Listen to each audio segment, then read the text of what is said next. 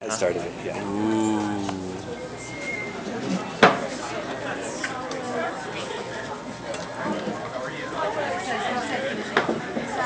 Good. It was a lot of fun. Yeah.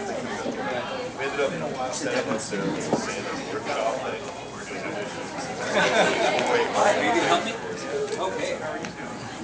Thank you so much for coming to a wonderful, large crowd here. For those who don't know what's going on, I'm doing a poetry reading to help spread the realization of poetry. I teach at Devlin High School, and we're doing a book fair today. There's signs around where if you say that you're with Devlin, the Devlin Library gets a cut of the sales that are going on.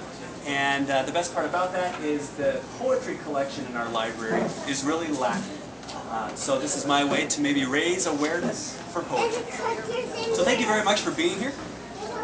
The poems that I'm going to read to you today are poems that have been published this past year, and they focus on the idea of experience. One of the things that I really like about poetry is that... Yes? Yeah, don't say he is. He's going to get it. Go get it. One of the things I like about poetry is it gives us an ability to take our common human experiences, our unique human experiences, and find commonality in them. Matt's over there. Go talk to him. Go talk to him. So with the idea of experiences in mind, the first poem I'm going to read is from an experience I had when I was a child. In second grade, I went to Indonesia, and it was kind of a culture shock, because here I was, a rich, white, American Christian kid in a predominantly Muslim country. And we had a driver, and his name was Oki.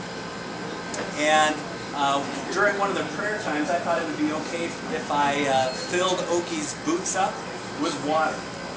One of the things I didn't realize was the poverty of the country we were in, and that ruining someone's new pair of shoes was a bigger deal than I thought. I honestly don't remember if I was trying to be malicious or if I was just a kid being a kid. But this poem is called Baptized. They were there for the taking. Still new light brown cowboy boots. He wouldn't see me if he was praying right, and the Indonesian mosque speaker should drown out my footfalls. With the first boot in hand, behind the office building, and around the corner from the praying man, I knelt in the dirt beside the ditch and held on tight, baptizing this boot in the name of freedom, American capitalism, and my Christian correctness. I tiptoed back to his prayer mat, careful not to spill any of the ditch water, dammed by the infidel's boots. Ditch water that would wash his feet, cleanse him from the outside in. But the prayer ended, and the prayer rose to find his boots muddy and ruined. So I turned the other cheek and ran in the name of self-preservation. I ran from the promises of what he planned to do to me. Ran until I could hide behind my father, and cowered there until rage turned to reason. The ransom? A mere $20 for a new pair of boots. My father never again spoke of it, and to my surprise, never made me pay for wasting his money, or mocking poverty, or giving another man every reason to hate me.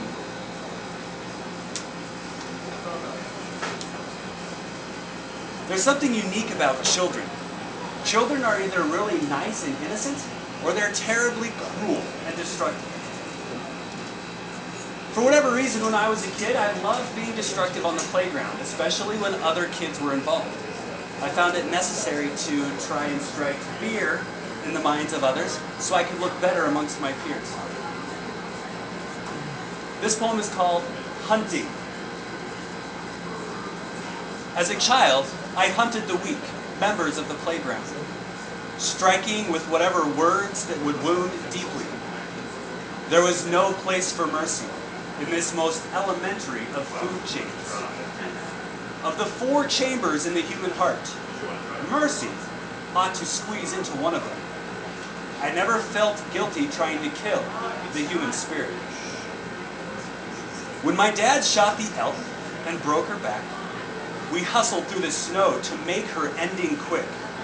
She looked at us with fearful, wild forfeit, and I wished we weren't there.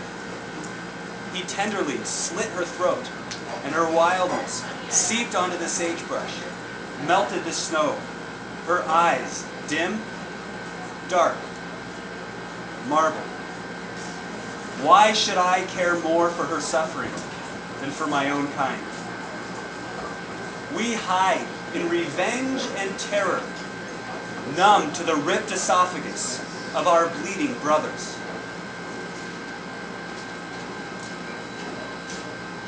As we grow older, we lose a lot of our childhood traits. We lose the ability to play. We lose a lot of abilities to have fun, and we become very busy and overwhelmed with everything that needs to get done in life. My wife and I had the privilege of buying the house that I grew up in as a child. And of course, when you buy an older house, there's all sorts of projects that need to be done. One particular project involved the lights that were hanging above our kitchen counter. One of the lights would not turn on when we flipped the switch on. And then a few minutes later, it would buzz, and the light would come on for a few moments, and then it would be out again for who knows how long. It might be a minor miracle that the house did not burn down from this light fixture. Well, one morning when I was in grad school, I had to write a poem about something. And I was sitting there drinking a cup of coffee with my journal open, a blank page, and I had no idea what I was going to write about. And then suddenly, the light came on, literally. And I looked at it in complete amazement, not knowing what it meant. And then moments later, the light was out, and the moment was gone. This poem is a result of that moment. And it's titled, Of the Two Lights Hanging Over the Kitchen Counter. How appropriate. I sit under the one looking burned out, dimmed from 30 years of being on, for dinner, homework, games, company, movies, tired of catching electrons, casting nothing onto my hazelnut-sweetened coffee, and an empty journal page. The light fuzzes, a buzz of electricity not quite focused enough to put the filament aflame. But it breaks my concentration. A series circuit soldered to things begging for attention. A ravenous yard, winterizing, the swamp cooler and sprinklers, washer with seismic lurches, broken backyard hose spigot, dripping drips from 2 winters ago. And then the light lights, and I am hypnotized, as if there was a difference between day and night lights. As if Gatsby actually could reach the go-getter green light across the bay. As if I were some electrician, electron, a son to my son. The light fizzles out, switches me back to the dim existence of morning shadow, adding the light to the list of things to fix.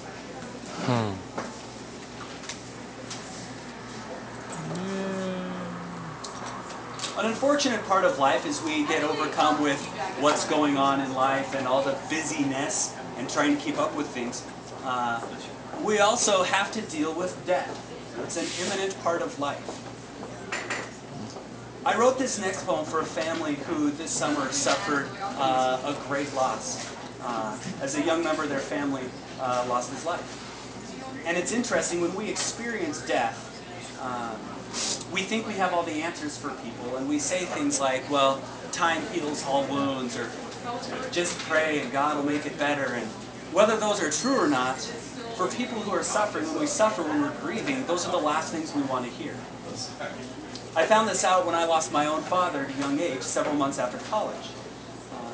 Lots of people were very supportive, but also said some things in trying to help that were very hurtful. So I wrote this poem to try to encourage this family without providing cliche, without saying time heals all wounds, without driving that wound and that pain deeper. I don't know if it helped. I don't know if it was a comfort to them. But at the end of the day, we can hope for and rely on that the sun will come up tomorrow, and we'll have an opportunity to live another day, to try to make it through another day. And sometimes that's all that we have when we're grieving and trying to recover. There's 2 things going on in this poem.